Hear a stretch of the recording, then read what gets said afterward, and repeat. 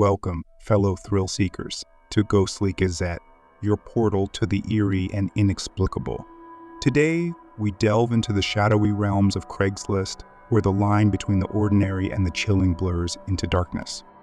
Craigslist, a digital bazaar of the bizarre, where the ordinary can swiftly transform into the extraordinary, and not always in a good way. Since the infamous Craigslist killer's chilling presence in 2009, the platform has been shrouded in an aura of dread and mystery. So hold on to your seats and keep your wits about you, for these cautionary tales will serve as a stark reminder. In the realm of Craigslist, the line between the ordinary and the ominous is thinner than you think. Stay tuned, dear viewers, as we embark on a journey into the heart of darkness. This is Ghostly Gazette, and we dare you to join us on our quest for the truth, no matter how chilling it may be. I sold a juicer on Craigslist, just your average transaction, or so I thought. Little did I know, it was just the beginning of a bizarre series of events. After dropping off the juicer at this guy's house, I thought nothing of it. But the very next day, as fate would have it, I stumbled upon a desk listing on Craigslist that caught my eye. And guess who? Yup, it was the same guy I just sold the juicer to. Strange coincidence, right? Not discouraged by the odd twist of fate, I decided to check out the desk. But what I found was far from what was advertised. It was like something out of a horror story. The desk was a sorry excuse for furniture, a mishmash of random parts that looked like it had been salvaged from a junkyard. Disappointed but not entirely surprised, I left, thinking it was just an unfortunate coincidence. But the strangeness didn't end there. The very next day, I received a text from the same guy inviting me over for a beer. Alarm bells started ringing in my head. This was getting way too weird for comfort. I politely declined, but that didn't deter him. Then came the kicker. I stumbled upon an ad for rims that perfectly matched my car's year, make, and model. And you guessed it, it was posted by none other than the same guy. That's when it hit me like a ton of bricks. This wasn't mere coincidence. This guy was intentionally targeting me. It dawned on me that during our casual conversations, he was slyly picking up on things I mentioned wanting. He was orchestrating these Craigslist listings specifically to lure me back to his place under the guise of innocent transactions. Needless to say, I quickly realized it was time for some drastic measures. I changed my number, beefed up the security on my house, and made sure my stun gun was fully charged. Because when Craigslist encounters start feeling like something out of a thriller movie, you know it's time to take precautions.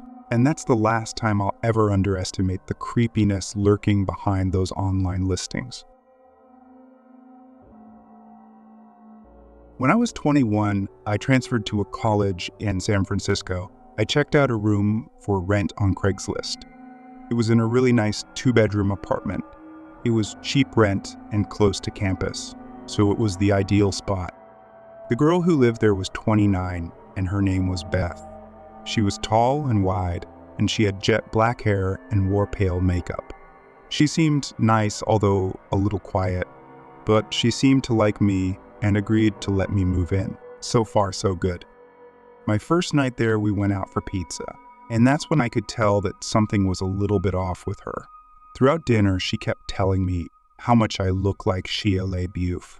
I didn't know what to say, so I just shrugged it off with "you, thanks." I mean, I look nothing like Shia LaBeouf, so it just didn't make any sense to me. When we got back home, she asked if I had seen her room yet. I said no, and so she took me to see it.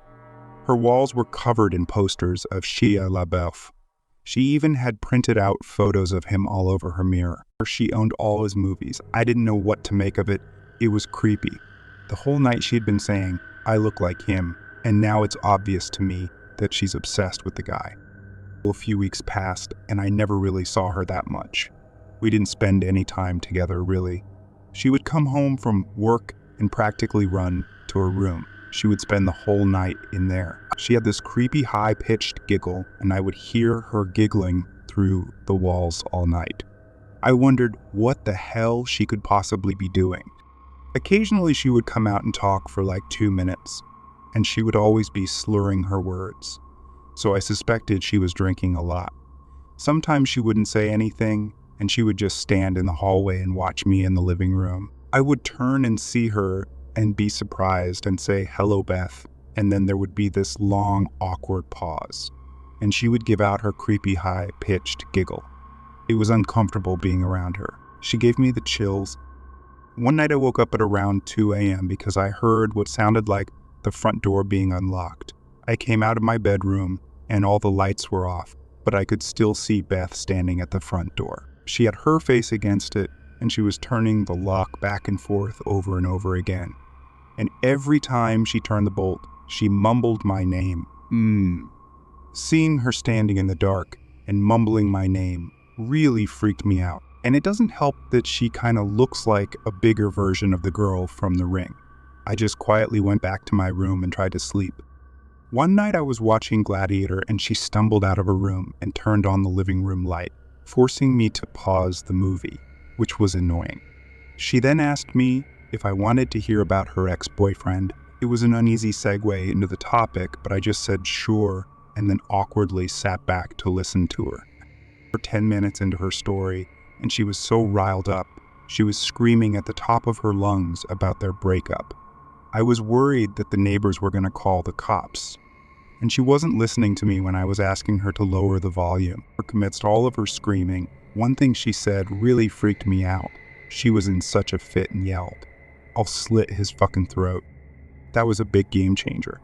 Suddenly, I had no idea what this girl was capable of. She was practically a stranger, and everything I had seen was becoming alarmingly disturbing. After a few more minutes, she told me, "Thanks for listening," and she startled doing her giggle. I got out of there pretty fast and went to my room to go to sleep. I had a pretty unsettled feeling about being in the house with her. And what's worse is that there was no lock on my bedroom door. I pushed the edge of my dresser in front of it to act as a little barricade. I woke up in the middle of the night to the sound of my dresser scraping against the floor. Beth was pushing the door open.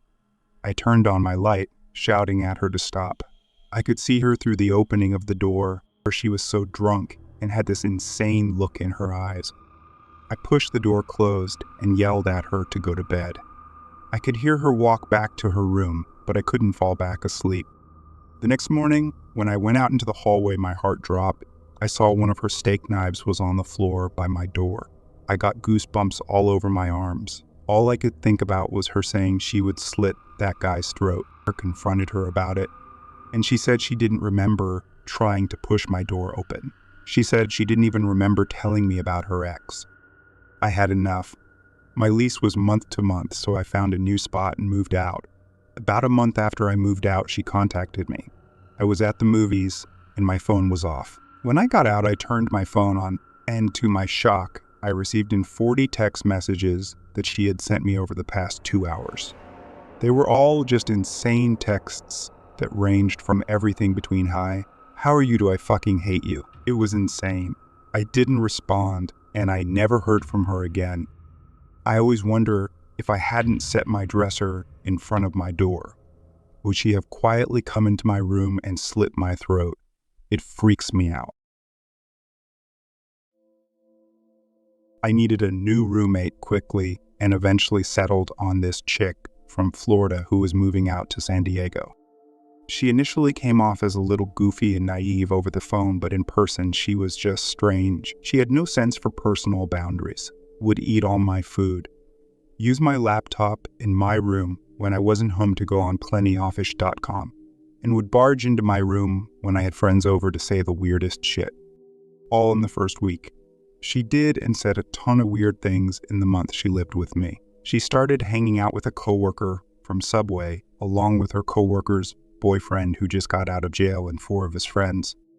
They really only came around because she would buy stuff and they laughed at the dumb shit she would do and say.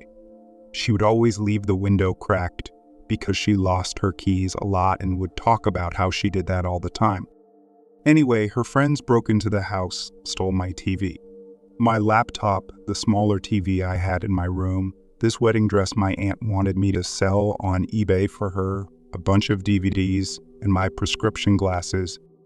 I call her freaking out, and she was just getting home, and she said she had called the cops on me because her broken laptop got stolen and suggested I took all my stuff out of the apartment to steal her crappy broken laptop. Cops came and pulled me aside and told me she seemed unstable and suggested I don't use Craigslist for roommates anymore.